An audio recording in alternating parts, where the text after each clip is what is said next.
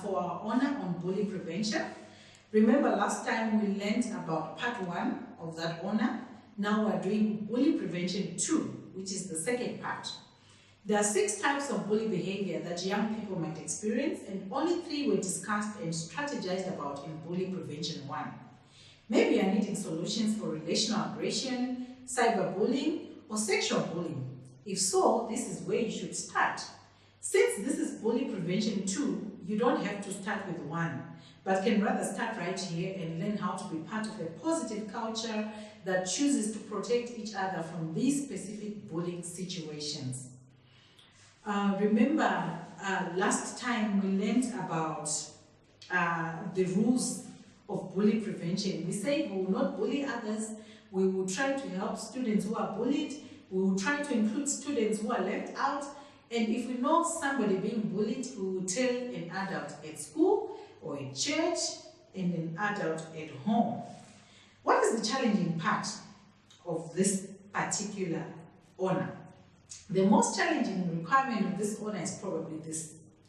We need to discuss each of the following scenarios as a group.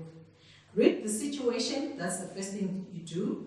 The second thing is you evaluate whether sexual bullying is taking place.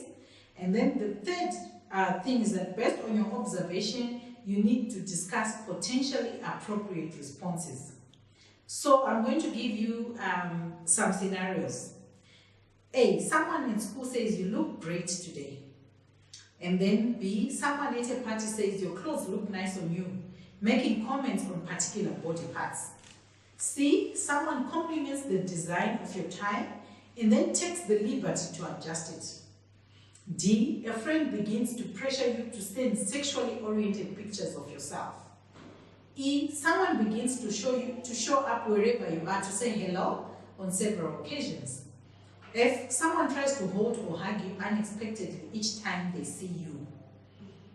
So read these situations, evaluate whether sexual bullying is taking place, or based on your observations, discuss potentially appropriate responses. Okay. Remember some of the bullying signs that we discussed in bullying part 1. We just need to think about those as we continue with this discussion. And then of course we learned about the bully cycle. I need you to review that as well because it is very relevant to this particular part that we are doing. Now let's talk about relational aggression. What is it? What is relational aggression? This refers to damaged relationships between friends that destroy status in groups to hurt or upset someone. Over and over again, some children in a social setting get deliberately left out of get-togethers, parties, trips, or groups. Some children have others ignore them, not wanting to be their friend anymore, or not wanting them around in their group.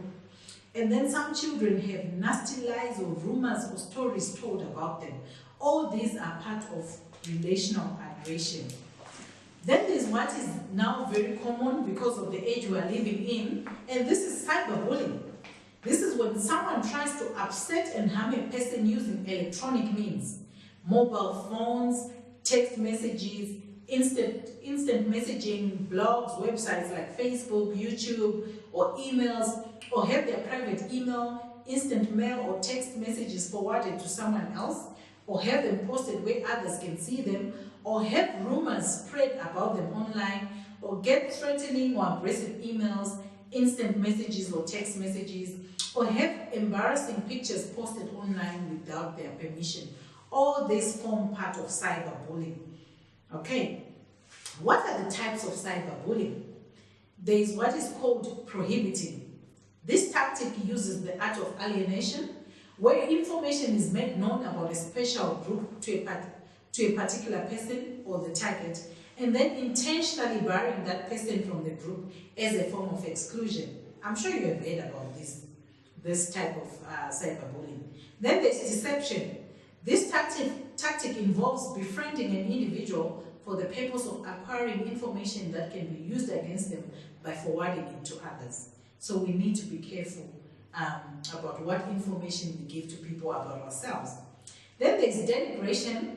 This tactic involves attacking an individual's character by deliberately sending messages or posting false information or rumors about the person for the purpose of inflicting damage to the person's reputation or their relationships with their peers. Then there's cyber stalking. Since we use our message devices on a constant basis, and undesirable messages are something that we do not want on a regular basis. This tactic uses repetitive messaging tools to send painful, malicious, and/or false information or threatening messages for the purposes of bullying without face-to-face contact. Then there's flaming. This is a common tactic where fights between individuals are conducted online via email, text messaging, or some form of social media using strong, harsh, and ill-mannered language. Then impersonation. This tactic is among the most serious violations, which involves acquiring some form of access to a person's email or social media account and then using it to send derogatory or humiliating material to others under the person's identity or using that person's identity. Okay, then let's move on to sexual bullying. Sexual bullying involves the usage of hurtful and demeaning acts that target an individual sexually. This may involve sexually oriented name-calling, comments, gestures, and unwelcome touching. Some examples of sexual bullying include making sexual jokes or comments or gestures to or about someone, using various online or face-to-face methods to spread unwelcome rumors, writing sexual messages about people in public areas, showing inappropriate sexual pictures or videos to someone of themselves or another person, posting sexual comments online or videos of pictures on social networks, and then the act of touching, grabbing, or pinching someone in a deliberately sexual way. All these form part of sexual behavior. We need to understand differences between flirting and sexual harassment. Okay, this is an open question designed for self-reflection. I need you to reflect on this. Basically, flirting is a welcomed action from the individuals involved. The attention experienced while flirting serves more of appreciated attention. Harassment is attention that is unwanted or unwelcome, especially if asked to stop and it persists. Okay, so this is the difference between flirting and sexual harassment. Some characteristics of cyberbullying that make it different from other common types of bullying include have their private email, instant mail, or text messages forwarded to someone else, or have them posted where others can see them. Have rumors spread about them online, get threatening or aggressive emails, instant messages, or text messages, have embarrassing pictures posted online without their permission. All these form the other types of cyberbullying, okay, cyberbullying. There are some texts that we find in the Bible that relates to bullying, and I want you to look this up and read them and see if you can pick some aspects of bullying in these texts. So the first one is Deuteronomy 31 verse 6, then read Proverbs 12 verse 18, also read James 3 verse 1 to 11, read Ephesians 4 verse 29, and lastly Mark 12 verse 31. Okay, so I need you to discuss this, with an individual or in a group, at church or at school or at home, discuss some of the ways to protect yourself from the following: relational aggression, cyberbullying, and sexual bullying.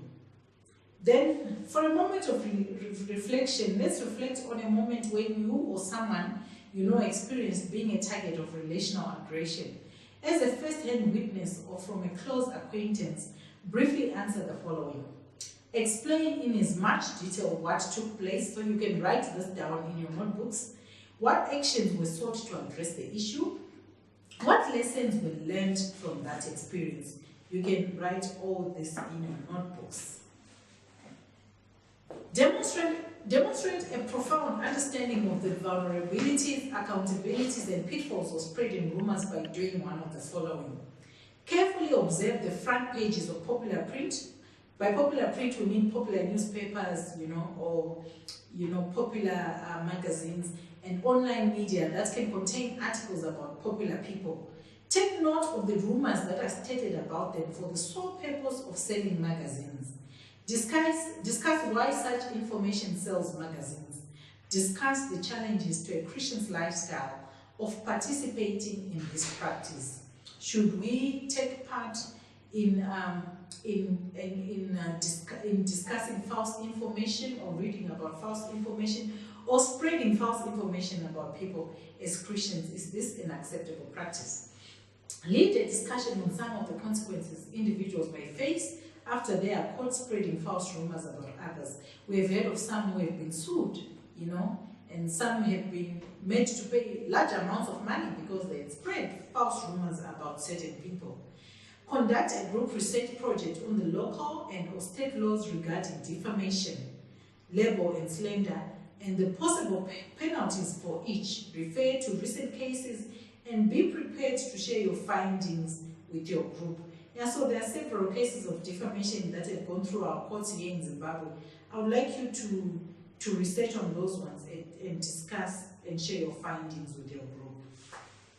Cyberbullying often includes elements that endanger the life and safety of someone else, and thus may require reporting to officials.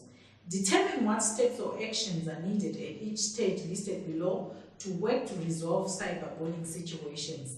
So the first thing is evidence collection, then reporting to parents or schools, reporting cyberbullying to online service providers.